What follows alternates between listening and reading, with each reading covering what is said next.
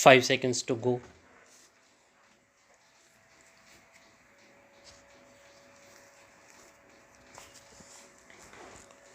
Start.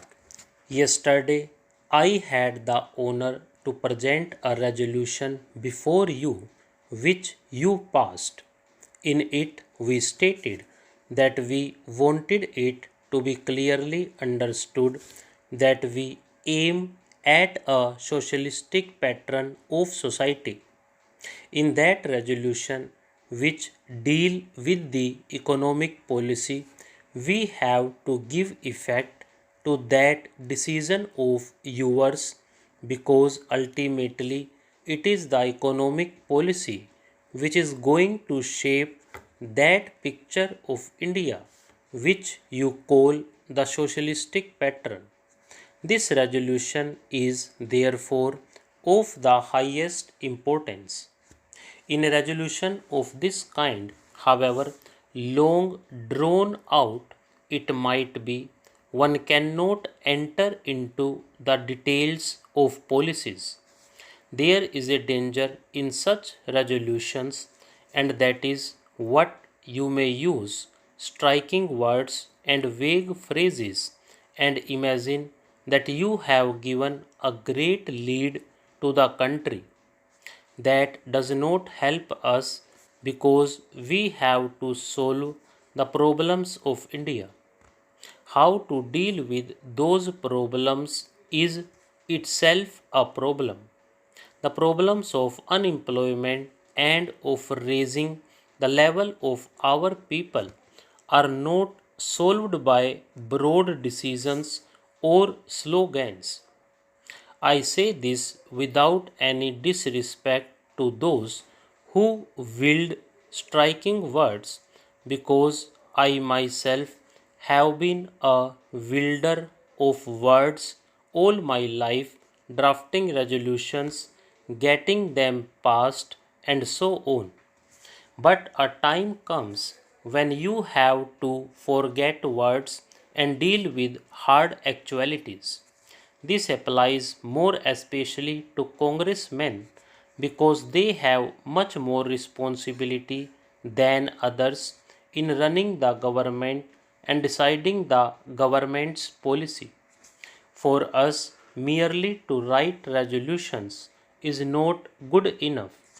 What then must we do? The only thing to be done is to sit down and draw up a plan, a detailed plan.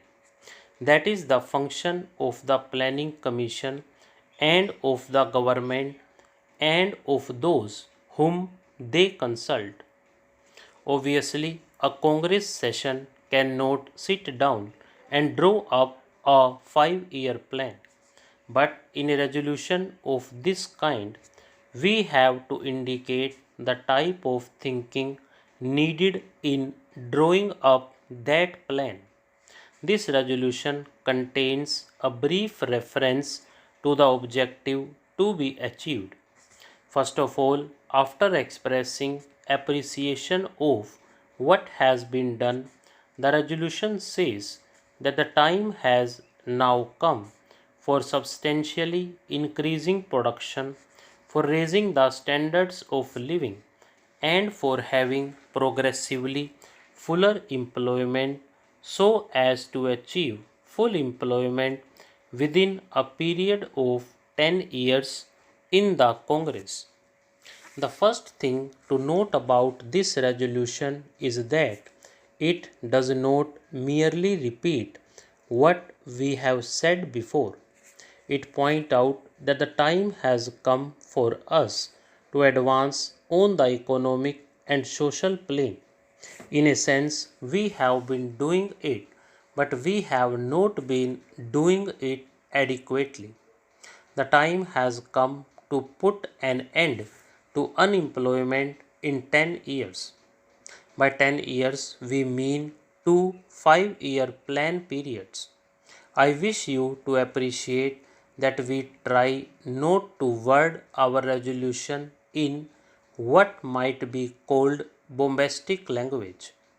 We are an old and mature organization with a great deal of experience.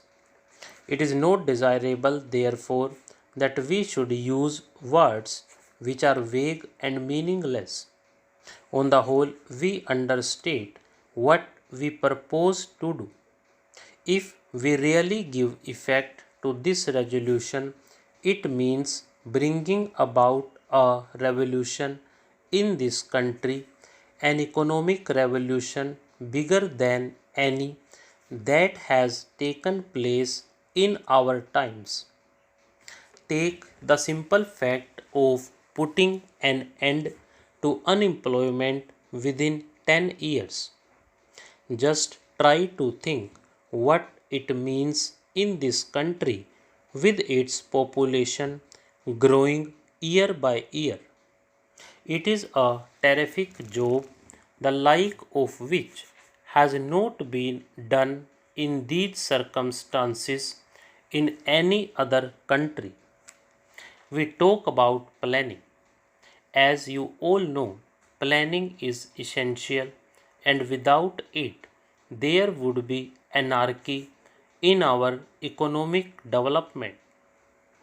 About 5 years ago, planning was not acceptable to many people in high places, but today it has come to be recognized as essential even by the man in the street.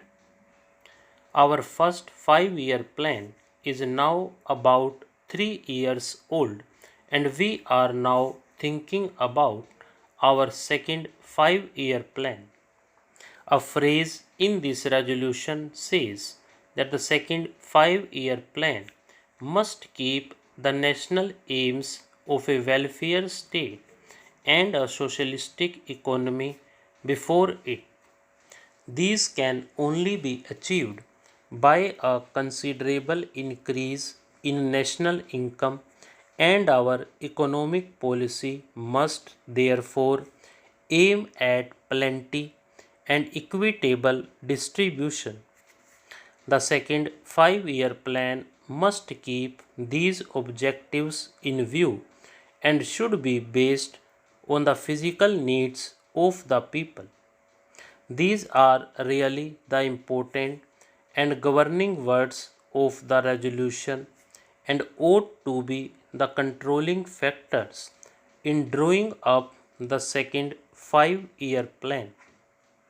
Before going on to other aspects of the question, may I say that a welfare state and a socialistic pattern of economy are not synonymous expressions. It is true that a socialistic economy must provide for a welfare state, but it does not necessarily follow that a welfare state must also be based on a socialistic pattern. Stop.